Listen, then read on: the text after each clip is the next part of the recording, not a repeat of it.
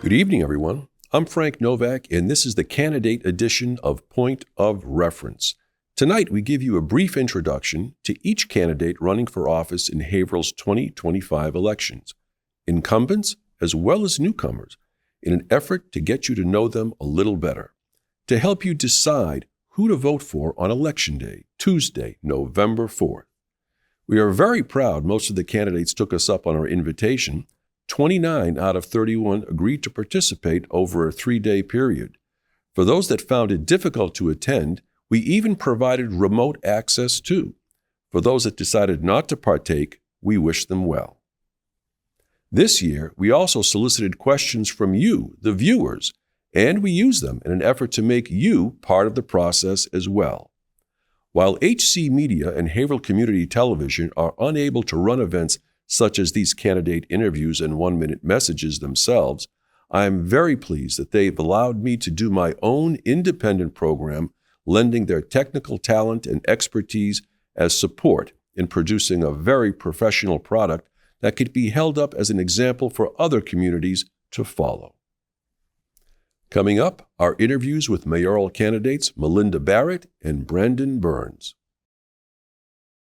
Coming off her first 2-year term as mayor of the City of Haverhill, we're welcoming Miss Melinda Barrett to the program. Welcome, Miss Barrett. Thanks for having me, Frank. You know, the fact is that you were a city councilor for 10 years prior to becoming mayor. Now you happen to be the mayor. You have been mayor for the past couple of years, coming up on the next election in November. Can you tell us what things have you learned or that were surprising to you during your first term? Some people say that, well, they thought they had a preconceived notion if they were coming from a councilor position to a mayoral position, and it was their expectations were a little bit different. How about you? I've found it, government moves slowly. And even in the mayor's seat, there's just, it's hard to push the rock sometimes. Even with that executive power, there's still just isn't quite as speedy as you would hope. So you'd like to, if we were talking records, you'd like to be at 78, but some of these things are going at 33. Yeah, and I think we'll get a lot of the things done, but it takes some time. And I think in a way I can see why many communities go to 4-year terms. Mm-hmm. For mayor, because it's you start a process and it just takes much longer to come to fruition than you would hope. In your tenure as mayor, you're the first woman that happens to be mayor in the city, in the history of the City of Haverhill. I am. It's quite an honor, and it's quite an honor just to serve, but to actually be that first woman to break that glass ceiling is Well, I'll say, really a exciting part. And that's to your credit. But sharing that spotlight happens to be the fact you also happen to be the mayor at the time that we've endured the largest tax increase in the history of the City of Haverhill, especially with the debt override. Do you have any fallout about that? Yeah, we did not, this is not what I ran to do, mm-hmm. but we had to make some tough decisions to set the city up for a future that has a stable tax rate. We as a city had, and we still are, we're going to work our way out of it, too reliant on free cash as part of the operating budget. If we end up with a fiscal downturn, our projections don't come in right. The fact that we're using upwards of $6 million of free cash to run the operating budget, that would be, disastrous down the line if there's a true, economic crash of some sort. So we're going to put our fiscal house in order, and also Constantino added to right. That was this year. It was. Yeah. To this year's tax bill, it's going to add $111 to the rate. So, when you talk about the free money aspect, what Can you define free money so that Well, people understand what that means? So you have your revenue projections and your expense projections. And you want your revenue to be over your expenses. Mm-hmm. You don't want to spend every ounce. You want there to be a little play there. And the free cash is what we don't use when our revenues exceed our expenses. Okay. It's not free, obviously, but it, like some communities, it's almost like dipping into a reserve. Yeah. You want free cash as part of your reserve. We have like $7 million in an actual reserve fund. We have over $2 million in a stabilization fund. And, I think it's 3% you want of free cash to be actually not used. You want to save that.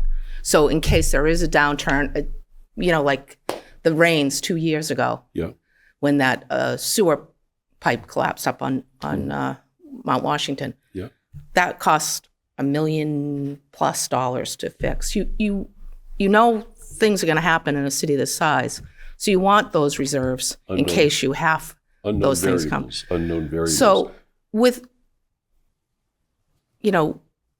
our goal with the budget, and I rely heavily on Angel Perkins, our auditor, who is excellent.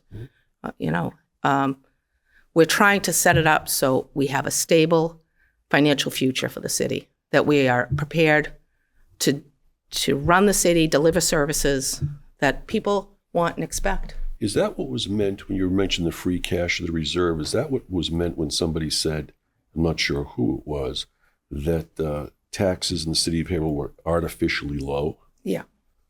By being able to utilize those funds? Right. Okay. Can I ask you this? What happened to the money that was originally set aside from the previous Fiorentini administration for the Constantino School? Because there was a set aside of monies that he already had there, supposedly for the Constantino School, so you wouldn't have to have a debt override. He was going to use the levy, so it would have been a tax increase, I believe. Mm-hmm. So the monies that the taxes would have been up also. But the money that they said they had set aside for the Constantino School, are you saying that's non-existent, and that would have come from a tax increase anyway? There was some free cash, I believe. I don't really want to speak for his plan because I don't know exactly what was in his idea. But I think there was utilization of free cash involved in that. Okay, but you don't know for sure. But okay. No, I get it. I'm just trying to see where because as it turns out, it looked as though the monies were there. That's what I think the understanding was, that there was a block of monies that were there, millions of dollars that were there, that you would not necessitate the reason for an override. And then since the override has now taken place, then the question would be normally what became of the monies that were set aside for that in the Fiorentini administration. I don't believe there was. Okay. But, he might have had other ideas of how to get that, but I don't want to speak for him. And I don't want to. Fair enough. Can you tell me? Speak ill of the former mayor. It was determined that we needed a new Constantino School, and that's in play. That's already being done. It's also noted that we're also going to need to replace the Whittier School on Concord Street. Yeah. How is that shaping up, and where are those funds likely to come from? Those funds will probably have to come from an override. Another override? Yeah. Yeah. And hopefully, there are other avenues of we're going to pay off some of our OPEB in 32, a little ahead of the schedule. So that will free up some cash. But it's just on the timing of when J.G. Whittier comes online.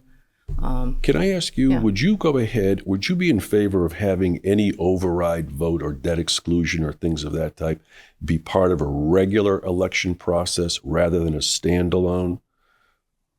Sure. Okay. Because that was not the case with the Constantino School, and there was some question of a little deliberate manipulation in order to have that happen, because fewer, a one-topic election with a concerted group that would vote for it, with peripheral people not being aware of it or not participating in it, and consequently they were left on the outside looking in, and the vote was taken. Yeah. So that's fine.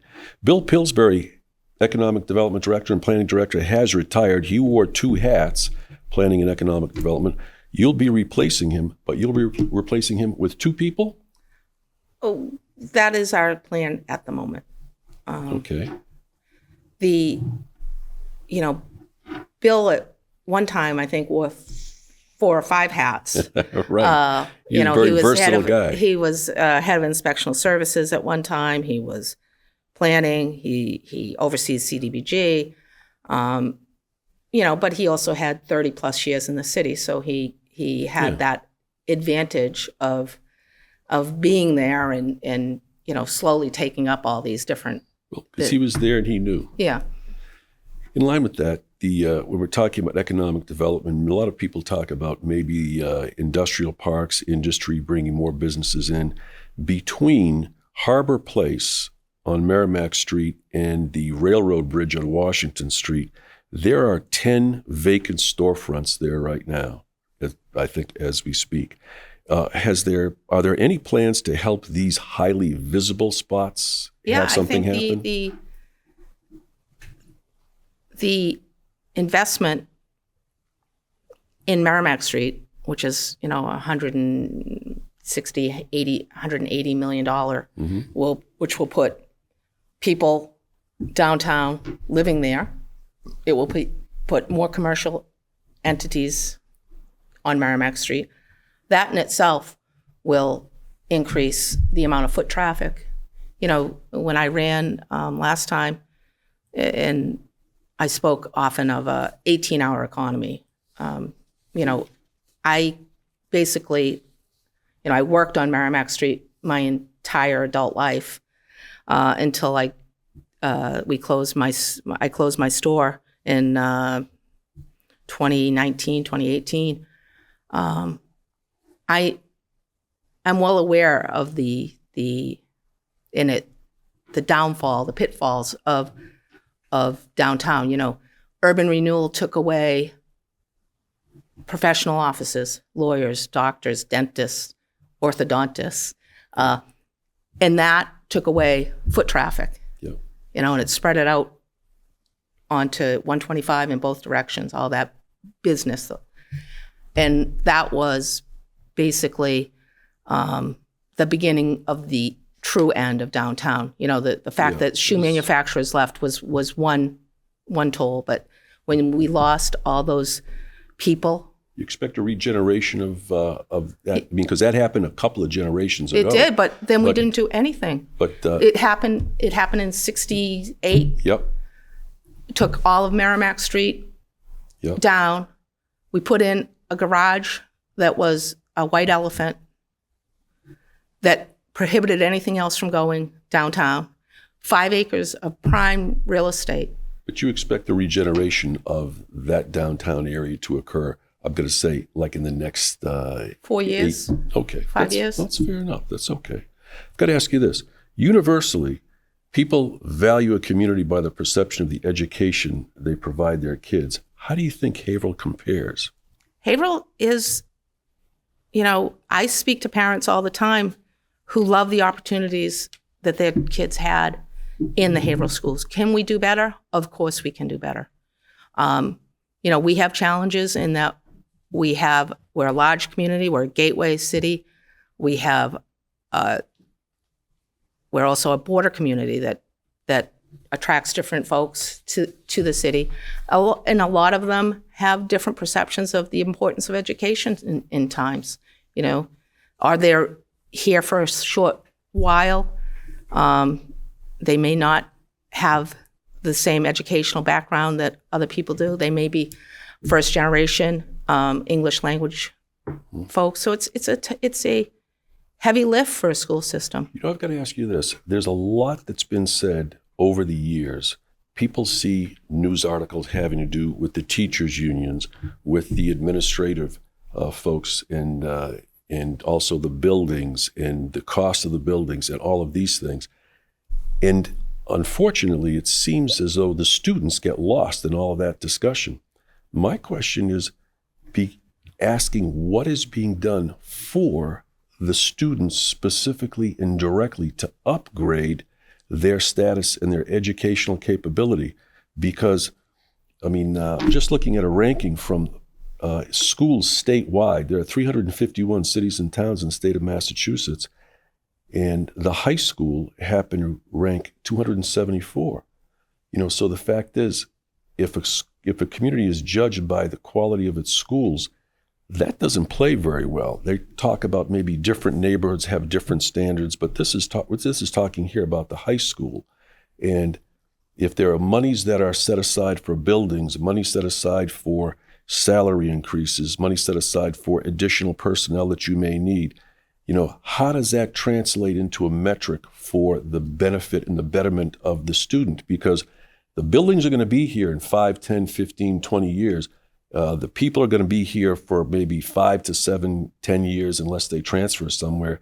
But the students are here for only that limited period of time before they go on. So that's imperative. Do you have any specific targeted plans for being able to do something to help the students? Well, as far as the high school, a new principal came on, Mr. Downs. I think this is his second or third year. Mm-hmm. And I think he's made a tremendous difference at the high school. I spoke to him the other day, and coming out of COVID, there was a lot of disruption and disorder. We probably didn't have the right principal in there. Okay. And I think he's made a difference, and his staffing has made a difference. There was a news article, and he came before the school committee last week about attendance changes.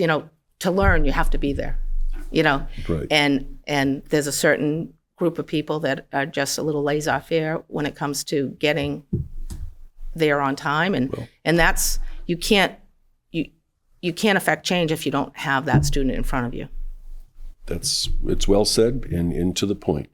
That'll have to conclude our time. I've got a myriad of other questions I'd like to ask you, and perhaps at some other time. But Mayor Barrett, we appreciate your being here to answer these questions for the audience, and we wish you the best of luck in the upcoming election. Thank you, Frank. We'll be back in just a moment.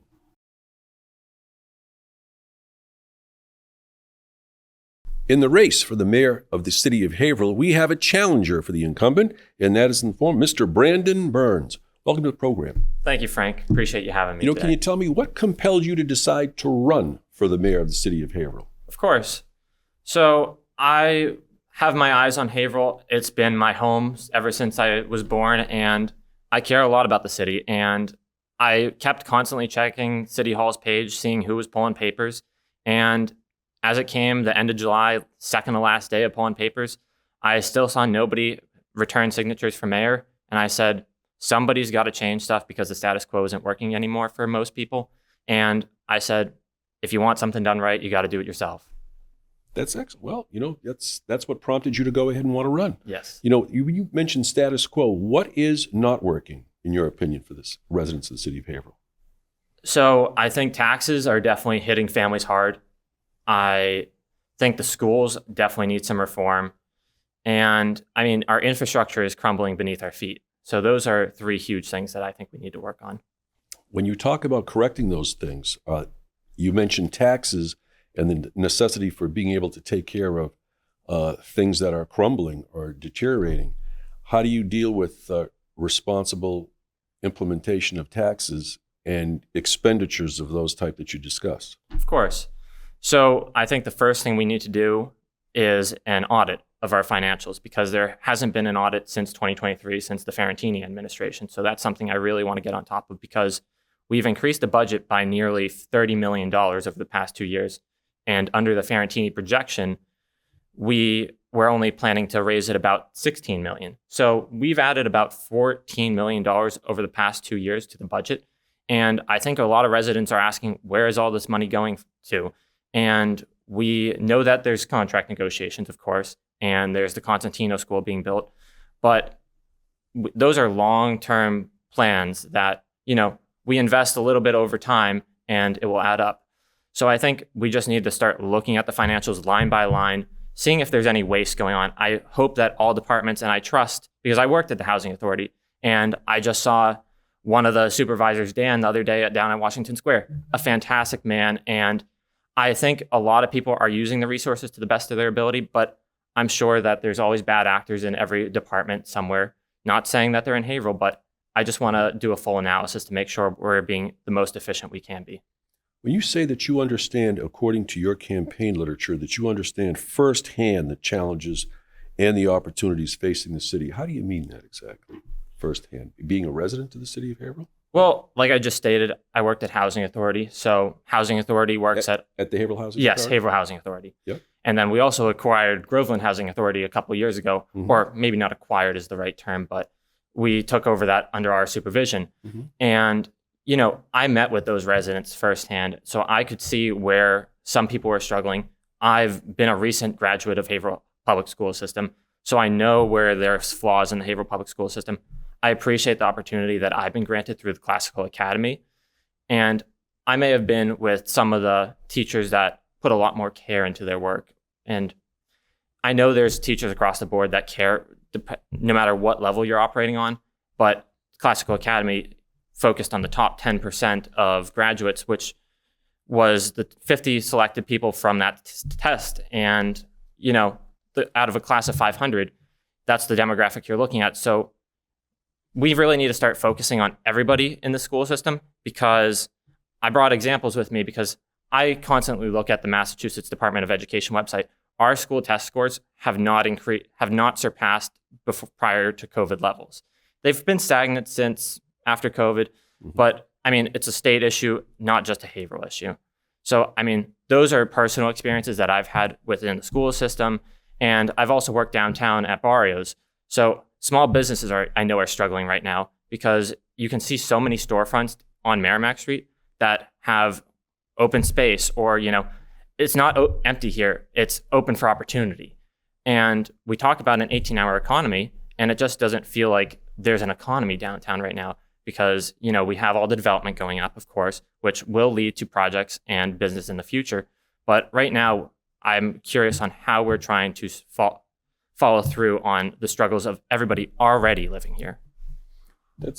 I get it. That's fair with your assessment. When you happen to mention that you've dedicated your education, work, and leadership to helping communities thrive, is that through your position at the Haverhill Housing Authority?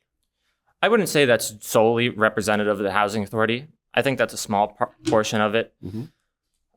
Making sure businesses stand out, because I started at Barrios as your basic food runner, as the expo position, as they called it. And because of COVID, UMass Amherst, we didn't go to campus for the first year. And I took that opportunity to work my way up the ladder. I got trained in the line, then I got server, then I got bartender, and I eventually worked my way up to manager. And I handled all the paper goods inventory. Small task, I know, on the grand scale level, but that shows my drive and discipline to get things done, because I saw a flaw in that system. And I asked upper management saying, hey, could I take care of this for you? And they said, absolutely, give it a shot. So I took that up, and we didn't have an issue with that ever since. And then another experience thing with community, when I was at UMass Amherst, I was on the UMass men's rowing team for 4 years. And while being part of that, I saw an opportunity at the SACL, which is the Student Activities and Campus Life Finance Office, where we managed over and oversaw 300 student organizations and their budgets, which accumulated to over about $4 million a year in spending. Wow. So I worked with all those organizations, which accounted to the entire UMass community of about 25,000 people. And, it's making sure you line everybody up for the betterment down the line. That's very interesting, because it sounds as though from a work ethic standpoint, you have a very, very sound foundation. And even from an auditing standpoint and management standpoint relative to financing, being able to deal with as many organizations and with those budgets, money is money. Money is money. If you follow the green, you'll get to the answers eventually. That's correct. And you also mentioned your campaign literature. You talk about Haverhill being at a crossroads, meaning that what's the divergence? What's one road and what's the other, according to you? I think right now, because let's go back. I think Haverhill was on a good track if we want to look at crime statistics. We've been down if you compare it to decades. But I don't want to compare it saying, oh, this is where we used to be and this is where we are now. I want to say, we are still above what we want to be, because I know there's areas where we need to improve. And, I'm not satisfied. I always want to do better, because we can talk about my record with the rowing team. I know what dead last is. It sucks. But I also know firsthand what winning is, coming in first place, because this past year I won the New England Regional Championship Regatta out in Worcester. We had Tufts, a D3 school, coming against us. They were always in sight the entire race, but we made sure we held them off. And I want to bring that winning mentality to Haverhill, because, we want to talk about rankings amongst the 351 cities. Yep. I just don't feel like the bottom 20% is where we should be. It's the school district. We're ranked 291 out of the schools in the state. So, that's a concern to me, because I know we want to talk with the unions, because fact finders have clearly stated that the ESPs are underpaid. And, we need to get to this, at least the average. And I wanted to ask you this question. question. Of course. And I don't want to lead on to too many conversations. No, that's fine. When you're talking about education, the point that I wanted to bring up is the fact that people talk about the contract negotiations for the teachers and the ESPs. Of course. And the administrators, the buildings that have the brick and the mortar, and they do all this. There's very little that I read and that I see about what's being done to enhance and develop the students. Because I think the concern that people have out there, because as I say, I think it's universally known that people rank, or they determine or give a value to a location or a community based upon what the education reputation is for that community. And if that's the case, what can be done to enhance something for the students for the limited time that they're here? Because the buildings are going to be here for a long time. The teachers are going to be here for a while, the administrators as well. But the students are here for only that solid period of time. 1 year here, 1 year here, another year, and then they're gone. No, of course. And I just want to mention this because Melinda ran her campaign last cycle saying she went to the Hunking Middle School. I also went to the same Hunking Middle School, and we have a 40-year age gap. I was the last class to go to the old Caleb Dustin Hunking School. Yeah. So, it just goes right to your point that buildings will last, and we need to focus on our students, because also have the numbers for Department of Education provided. We spend about $13,000 per student back in 2019 for the student pupil cost. And now we're nearing $19,000, almost $20,000. So we've increased student spending by over 50%. But where are those results going?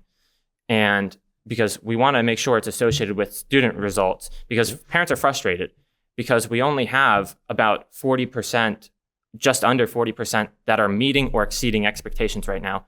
And from COVID drop, the biggest change was from those partially meeting expectations. We had about 50% that were partially meeting expectations. Now they've dropped down to 40-ish, because all of the people transferred from partially meeting down to not meeting expectations. And that's a real concern. Okay, let's shift gears here a little bit in the limited time we have left. And that is unchecked development is something you referred to. Can you give me an example of that?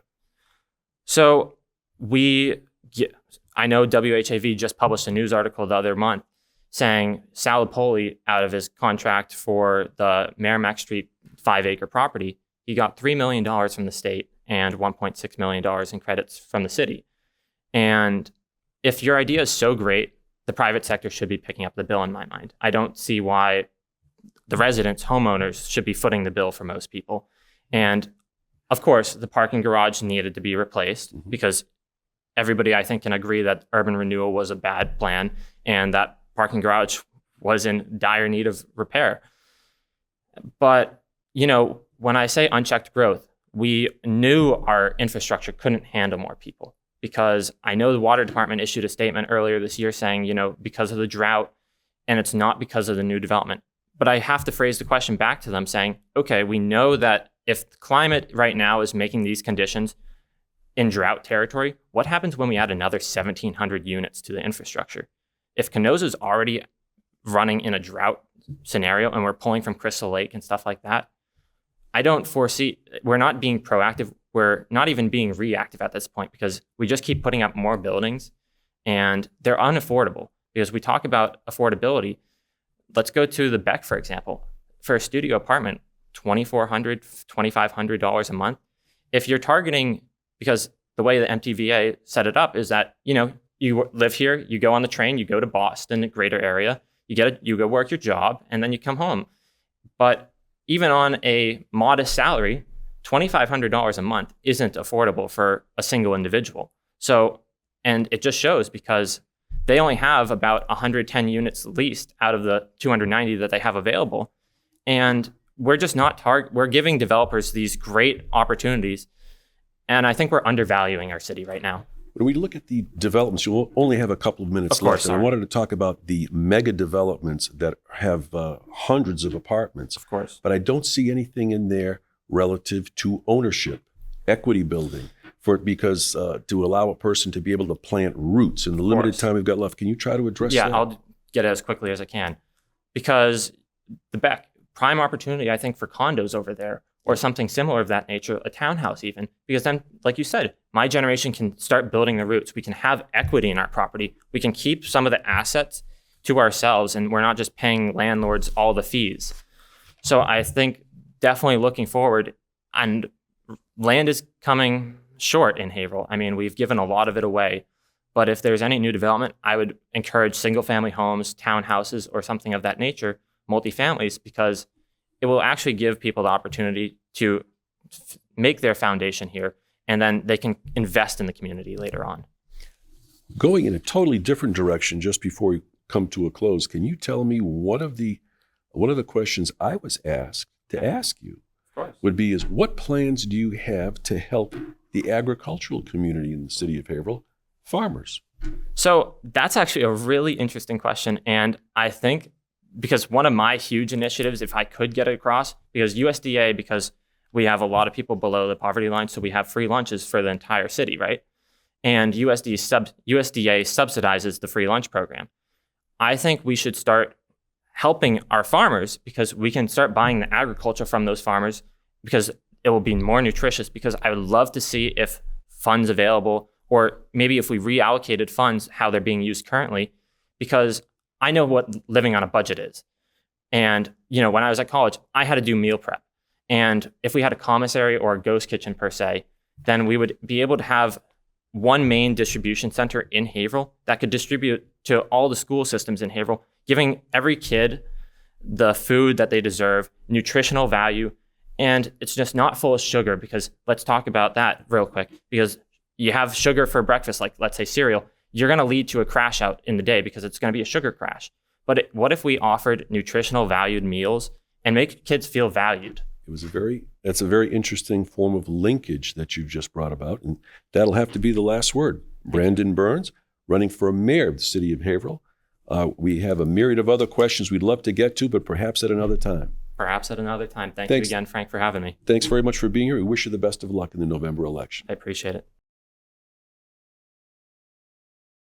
We hope that these interviews have been a point of reference for you in the upcoming elections. And until next time, my name is Frank Novak, and thanks very much for watching. And remember to vote Tuesday, November 4th, because if you don't vote, then you won't count, and everyone should count.